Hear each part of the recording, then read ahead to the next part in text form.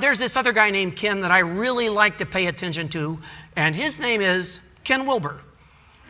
You might even say that when it comes to humans, I have a real kinship with Kens. And then again, you might not. Send that note to Fozzie as well. But anyhow, Ken Wilber says that the process of evolution is to transcend and include. Now, what that means is that as we evolve, we don't just become different.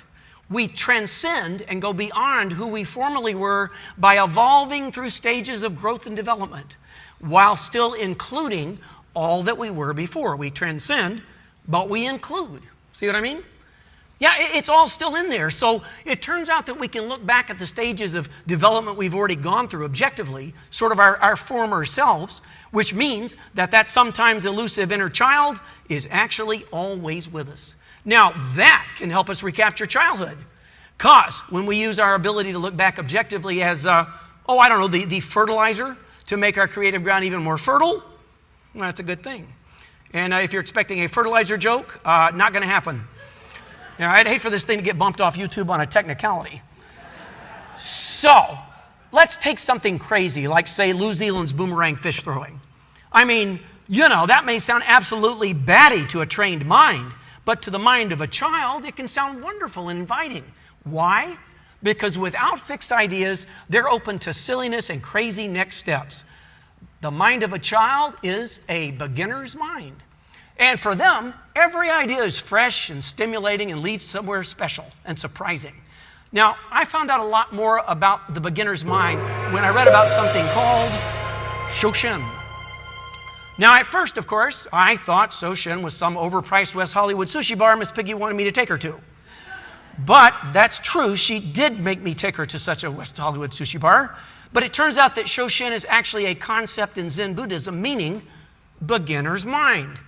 And beginner's mind is about having sort of an attitude of openness and eagerness and a lack of preconceptions when it comes to studying a subject.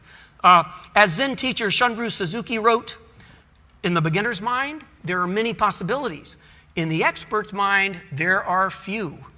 So by approaching a subject the way a beginner or a child would, we start to open up possibilities. And we leave ourselves open to, who knows what, right? Yeah. So now, as you know, I've been working with kids for decades. In fact, back in the day, I'm not embarrassed to say I used to run numbers on Sesame Street. And I think what Sir Ken said about kids and creativity is so brilliant. Well, if he weren't already a sir, I'd knight him myself. So here are a few things I've learned from Sir Ken Robinson. And you can sort of think of this as the complete amphibian's guide to Ken Robinson. So here goes. First, we train kids to follow the right way to solve a problem. Now, sure, I want the guy who designed the airplane I'm flying on to have done things the right way. But, there are so many areas of life where there's room to explore and to experiment and to make mistakes. You know what? I don't think I can say this any better than Sir Ken did. So if you guys don't mind, I'm just going to go full Milli Vanilli. We have to rethink the fundamental principles on which we're educating our children. There you go. I think I sound a lot like Michael Caine when I do that. Who incidentally told me on the set of Muppet Christmas Carol, never get between the pig and the camera. That's why the man has an Oscar.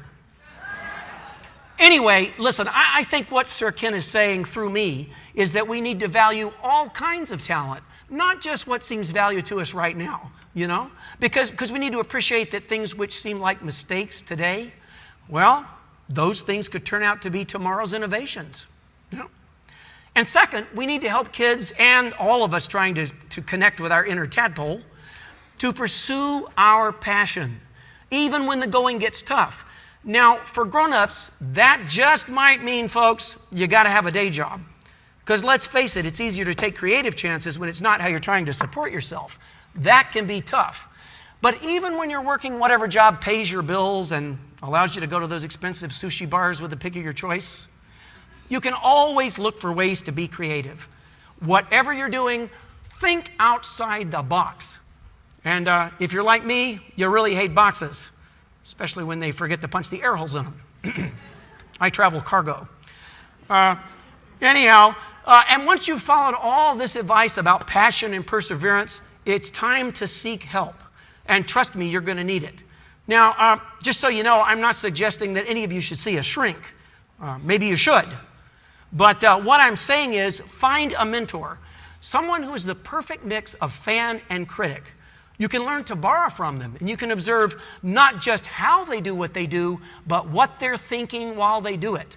I think that's very important to find out this sort of thing, to learn about their unique interior process and how they go about it. Now, sometimes a mentor is someone who we meet at work, or we might work with that person, and sometimes that person is someone we can't actually work with, but we know by their work. We can read about them and stuff like that, like Einstein or Picasso, you know. But they can still inspire and guide you. And mentors can help us in another great way. They can help us to be aware of what's come before. Now, to be creative, you don't always have to reinvent the wheel. Sometimes you can start with somebody else's wheel and put your own spin on it, you know. Being a part of any creative discipline means knowing what the rules are, even if you have every intention of breaking those rules. That's right.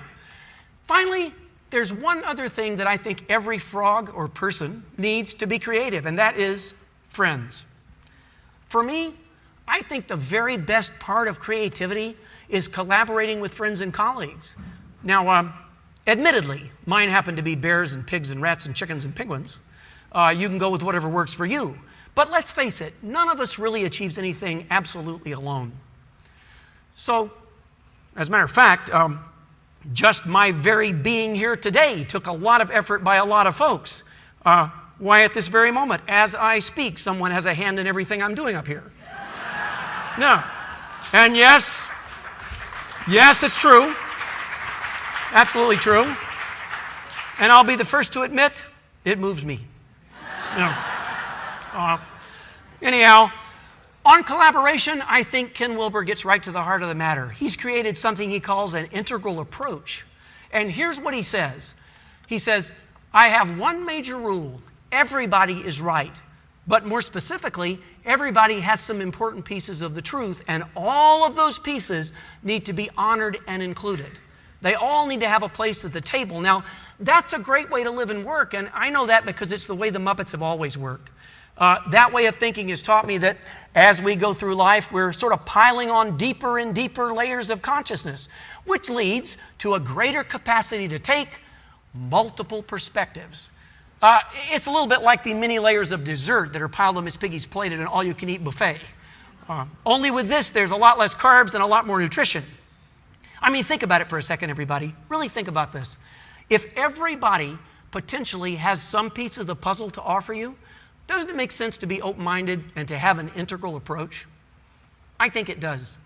And whether you're creating some artistic masterpiece or just a better way to organize your cubicle, being open to many perspectives makes whatever you're doing just more inclusive and whole. And a creative economy grows if all of us share what we know and seek out the wisdom of others. Now, the other Ken, Sir Ken Robinson, put it this way. He says, creativity prospers best under particular conditions, especially when there is a flow of ideas between people who have different sorts of expertise. I actually sort of said something similar at the end of the very first Muppet movie. The big difference was I was wearing cowboy boots. I said, I've got a dream too, and it's about singing and dancing and making people happy. That's the kind of dream that gets better the more people you share it with. And, well, I found a whole bunch of friends who have the same dream, and it kind of makes us a family. And so maybe that's the answer to the first question I asked today. Why are we here? Maybe we're here to encourage each other to share our dreams and to become the best version of ourselves we can possibly be. And maybe we're also here in this universe for the very same reason. You know, the great mathematician and philosopher Alfred North Whitehead, who, by the way, looks absolutely nothing like New Zealand, he said, creativity is an ultimate, which means you have to have it before you can have anything else. Think about that for a while. So maybe the Big Bang was really just the first big creative idea. It got this whole thing going, and now it's our purpose to keep it going, to be ridiculously optimistic about what the future can be. So don't just sit there. Find your mentor. Pay attention to the two Kens. Drop your tail and let's get busy, and thank you for having me here. Thank you all. Thanks, guys. Oh. All right, thank you. Thank you.